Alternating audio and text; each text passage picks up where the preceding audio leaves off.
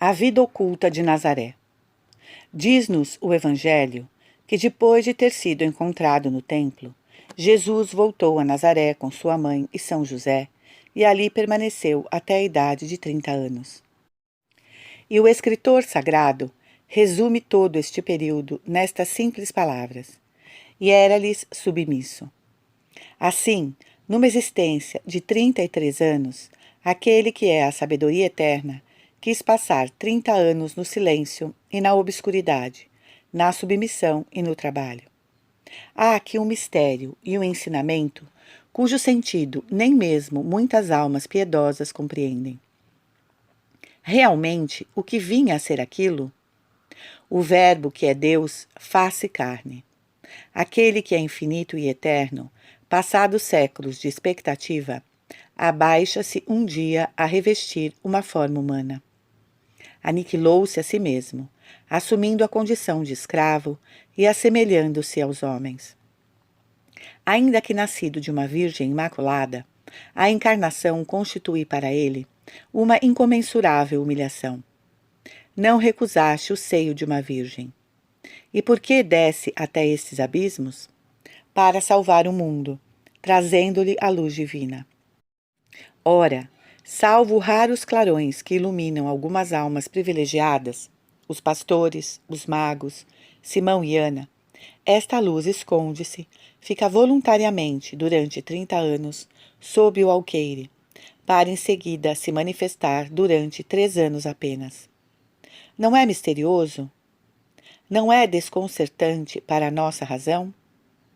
Se tivéssemos conhecido a missão de Jesus, não lhe teríamos dito, como muitos dos seus parentes o fariam mais tarde: mostra-te ao mundo, pois ninguém faz uma coisa em segredo, quando deseja que ela apareça? Mas os pensamentos de Deus não são os nossos pensamentos, e os seus caminhos ultrapassam os nossos. Aquele que vem resgatar o mundo quer salvá-lo primeiramente por uma vida oculta aos olhos do mundo. Durante 30 anos, na oficina de Nazaré, o Salvador do gênero humano não fez outra coisa senão trabalhar e obedecer. Toda a obra daquele que vem instruir a humanidade para lhe restituir a herança eterna é viver no silêncio. Obedecer a 2 criaturas nos atos mais ordinários. Ó meu Salvador, na verdade sois um Deus escondido. Cresceis, sem dúvida, ó Jesus, em idade, sabedoria e graça, diante do vosso Pai e diante dos homens. A vossa alma possui, desde o primeiro momento da vossa entrada no mundo, a plenitude da graça, todos os tesouros da sabedoria e da ciência, mas que só se declaram pouco a pouco, só se manifestam com medida. Permaneceis aos olhos dos homens um Deus oculto. A vossa divindade vela-se sob as aparências de um operário. Ó sabedoria eterna, que para nos retirar do abismo em que nos precipitara a orgulhosa desobediência de Adão, quisestes viver numa humilde oficina e obedecer às criaturas. Eu vos adoro e vos bendigo. Aos olhos dos seus conterrâneos, a vida de Jesus Cristo em Nazaré aparece, pois, como a existência banal de um simples operário. É por esta razão que mais tarde, quando Jesus Cristo se revela na vida pública, os judeus da sua pátria ficam tão atônitos com a sabedoria das suas palavras, com a sublimidade da sua doutrina e com a grandeza das suas obras, que se interrogam: mas de onde vem essa sabedoria? E como pode operar tais milagres? Ele é o filho do carpinteiro que conhecemos, e sua mãe chama-se Maria. Onde aprendeu todas estas coisas? Jesus Cristo era, para os judeus, uma pedra de escândalo, porque até então só haviam visto nele um operário. Este mistério da vida oculta contém ensinamentos que a nossa fé deve avidamente aproveitar. Antes de tudo, só é grande aos olhos de Deus o que é feito para a sua glória com a graça de Jesus Cristo. Não somos aceitos a Deus senão na medida em que formos semelhantes a seu Filho Jesus. A filiação divina de Jesus Cristo dá aos seus atos mais insignificantes um valor infinito. Jesus Cristo não é menos adorável, nem menos agradável ao Pai quando maneja o martelo e a plaina do que quando morre na cruz. Em nós, a graça santificante, que nos faz filhos adotivos de Deus, diviniza em sua raiz toda a nossa atividade e torna-nos dignos, como Jesus, ainda que por título diferente, das complacências do Pai.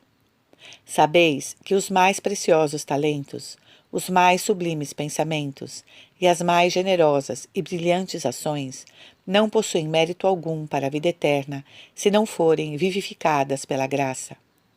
O mundo que passa pode admirá-las e aplaudi-las, mas a eternidade, única que permanece, não as recebe nem as considera. Para que serve, dizia Jesus, verdade infalível? Para que serve conquistar o mundo pela força das armas, pelos encantos da eloquência ou pela autoridade do saber? Se não, possuindo a minha graça, se é excluído do meu reino, o único que não tem fim? Vede, pelo contrário, esse pobre trabalhador que ganha penosamente a vida, essa criada humilde e ignorada do mundo, esse pobre desprezado por todos. A existência vulgar que levam não atrai nem fixa a atenção de ninguém, mas anima-os a graça de Jesus Cristo, e eis que essas almas deslumbram os anjos e são para o Pai Eterno, para Deus, para o Ser Infinito, único que subsiste, contínuo objeto de amor. Essas almas trazem em si, pela graça, os próprios traços de Jesus Cristo. A graça santificante é a fonte primordial da nossa verdadeira grandeza. É ela que confere à nossa vida, por mais banal e ordinária que pareça, verdadeira nobreza e imperecível esplendor. Esse dom, porém, é oculto. É principalmente no silêncio que se edifica o reino de Deus, que é, antes de tudo, interior e escondido no íntimo da alma. A vossa vida está escondida com Cristo em Deus. A graça possui, é certo, uma virtude que se manifesta quase sempre exteriormente pela irradiação das obras de caridade. O segredo do seu poder é, no entanto, muito íntimo. A verdadeira intensidade da vida cristã reside no fundo do coração, onde habita Deus, adorado e servido na fé, no recolhimento, na humildade, na obediência, na simplicidade, no trabalho e no amor. A nossa atividade exterior só possui estabilidade e fecundidade sobrenatural na medida em que se prender esta vida interior. Irradiaremos verdadeiramente com tanto mais fruto, quanto mais ardente for o foco sobrenatural da nossa vida interior. Que poderemos fazer de maior na terra do que promover o reino de Jesus Cristo nas almas? Que obra poderá ter o valor desta? Que obra poderá excedê-la? Nisto se resume toda a obra de Jesus e da Igreja. Nada conseguiremos, no entanto, se não nos servirmos dos meios empregados pelo nosso Divino Chefe. Estejamos bem convencidos de que trabalharemos mais para o bem da Igreja, para a salvação das almas e glória do nosso Pai Celeste, procurando, antes de tudo, permanecer unidos a Deus por uma vida cheia de fé e amor que tenha só a Ele por objeto, do que por uma atividade devoradora e febril, que não nos deixasse tempo nem folga para encontrar Deus na solidão, no recolhimento, na oração e no desprendimento de nós mesmos. Ora, nada favorece tanto esta união intensa da alma com Deus como a vida oculta. Eis porque as almas interiores, iluminadas por um raio de luz do alto, tanto se comprazem na contemplação da vida de Jesus em Nazaré. Nela encontram com particular encanto abundantes graças de santidade. Sentimentos da Virgem durante os anos da vida oculta. É principalmente pela Virgem Maria que conseguiremos participar das graças que nos mereceu Jesus Cristo pela sua vida oculta em Nazaré. Ninguém conhece melhor do que a humilde Virgem a fecundidade deste tempo, porque ninguém foi mais cumulado de graças do que ela. Aqueles anos devem ter sido para a Mãe de Jesus uma fonte inexaurível de graças inestimáveis. Não se pode pensar neles sem se ficar extasiado. É impossível exprimir as intuições que deles se pode ter. Reflitamos um instante sobre o que devem ter sido para Maria aqueles 30 anos em que tantos gestos, tantas palavras, tantas ações de Jesus eram para ela revelações. Sem dúvida, devia haver mesmo para a Virgem algo de incompreensível na vida de Jesus. Não se pode viver em contato contínuo com o infinito, como era o caso dela, sem sentir e tocar por vezes o mistério. Mas que luz inundava então a alma da Virgem? Que incessante aumento de amor devia ter operado em seu coração imaculado aquela convivência inefável com Deus que trabalhava debaixo do seu olhar e lhe obedecia. Maria vivia com Jesus numa união que ultrapassa tudo quanto se pode dizer. Era verdadeiramente um. O espírito, o coração, a alma, toda a existência da Virgem estava em absoluta concordância com o espírito, o coração, a alma e a vida de seu filho. A sua existência era, se assim posso me exprimir, uma vibração pura e perfeita, tranquila e cheia de amor, da própria vida de Jesus. E qual era em Maria a fonte dessa união e desse amor? Era a fé. A fé é uma das virtudes mais características da Virgem. Que admirável e cheia de abandono a fé na palavra do anjo. O mensageiro celeste anuncia-lhe um mistério inaudito que espanta e confunde a natureza. A conceição de um Deus num seio virginal. E que diz Maria? Eis aqui a escrava do Senhor. Faça-se em mim segundo a vossa palavra. Foi por ter dado a palavra do anjo, o pleno assentimento do seu espírito, que Maria mereceu tornar-se a mãe do Verbo encarnado. A fé de Maria na divindade jamais vacilou. Em seu Filho Jesus verá sempre o Deus infinito. E, no entanto, a que provações não teve de ser submetida esta fé? Seu Filho é Deus. O anjo anunciou-lhe que ele ocuparia o trono de Davi, que salvaria o mundo, que o seu reino não teria fim. E eis que Simeão lhe prediz que Jesus será um sinal de contradição, que será causa de ruína e de salvação. Maria vai ter de fugir para o Egito a fim de proteger o filho dos furores tirânicos de Herodes.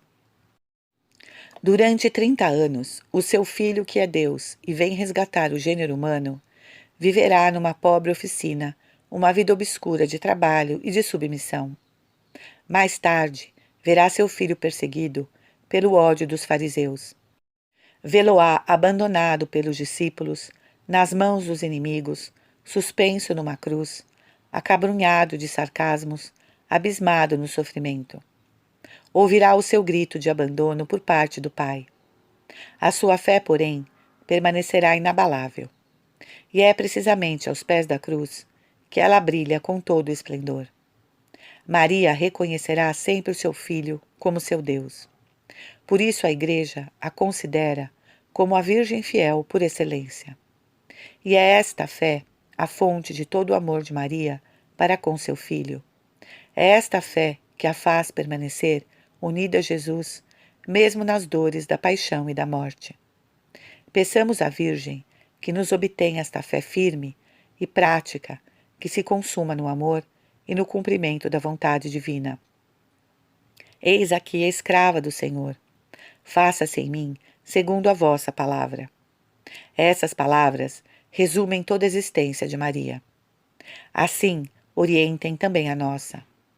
Esta fé ardente, que era para a Mãe de Deus uma fonte de amor, era igualmente um princípio de alegria. O próprio Espírito Santo nolo ensina, quando pelos lábios de Isabel proclama a Virgem bem-aventurada por causa da sua fé. O mesmo acontecerá conosco. São Lucas narra que depois de um discurso de Jesus à multidão, uma mulher levantando a voz exclama: Bem-aventurado o ventre que te trouxe e os seios que te amamentaram. Ao que Jesus Cristo responde: Bem-aventurados antes os que ouvem a palavra de Deus e aguardam. Jesus não contradiz de modo algum a aclamação daquela mulher judia. Não foi ele quem inundou o coração de sua mãe de alegrias incomparáveis? Quer apenas mostrar-nos onde se encontra, para nós como para ela, o princípio da alegria. O privilégio da maternidade divina é único. Maria é a insigne criatura que o próprio Deus elegeu desde toda a eternidade para a admirável missão de mãe do seu Filho. Esta é a raiz de todas as grandezas de Maria. Mas Jesus quer nos ensinar que, assim como a Virgem mereceu as alegrias da maternidade divina pela sua fé e pelo seu amor, assim também nós podemos participar, não evidentemente da glória de haver dado a luz de Jesus Cristo, mas da alegria de fazê-lo nascer em nossas almas. E como obteremos esta alegria? Ouvindo e guardando a palavra de Deus. Ouvimo-la pela fé e guardamo-la cumprindo com amor o que ela prescreve. Tal é para nós, como para Maria, a fonte da verdadeira alegria da alma.